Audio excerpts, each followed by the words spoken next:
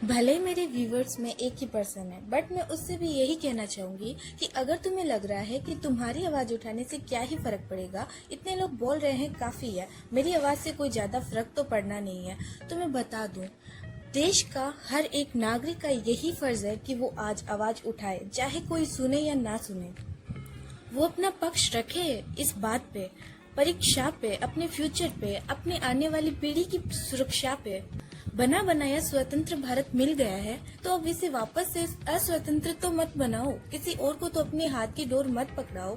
क्या अब तुम अपनी मांग को रखने पे भी शर्माओगे? क्या अब स्टूडेंट्स या फिर किसी भी देश के नागरिक को अपनी ही मांग, अपनी ही जरूरत को मांगने में, या फिर जो देश के सेवक है उनको उनका फर्ज याद दिलाने पर उन्हें मारा जाए, लड़कियों के साथ में बदसलूकी की जाए, स्टूडेंट्स को इतनी बुरी तरीके से मारा जाए जैसे कि कोई जानवर हो? वो भी कब? जब इंसान शांति से अपनी बात को बस कह रहा है तो सुनने को भी लोग तैयार नहीं है। आदरणीय सोनम वांगचुक सर से पहले भी कई जनों ने अपनी आवाज उठाई है, कई जनों ने हंगर स्ट्राइक या फिर कई तरीके के रास्ते अपना के सरकार के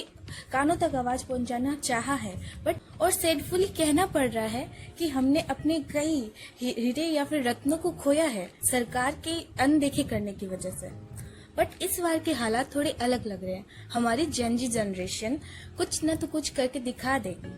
क्योंकि वो सभी लोग इस इतनी ज्यादा बुरी हालत में, इतनी गर्मी में या फिर कभी बारिश के अंदर भी रात दिन वहाँ पर जहाँ पर कोई सुविधा नहीं थी, आज वहाँ पर एक डेरा सा बना दिया है और उसे अपना आशियाना समझ के एंजॉय करने की कोशिश कर रहे हैं। इतनी सीरियस सिचुएशन में भी सैल्यूट है। अगर हम उन्हें सपोर्ट करने को वहाँ पे जा नहीं सकते तो अपने घर से ही कुछ न कुछ मैसेज अपलोड कर सकते हैं सोशल मीडिया पर, अपने फैमिली ग्रुप्स में, या फिर अपनी फैमिली के बीच इसकी चर्चा करके इसको कम से कम थोड़ा बड़ा बना सकते हैं।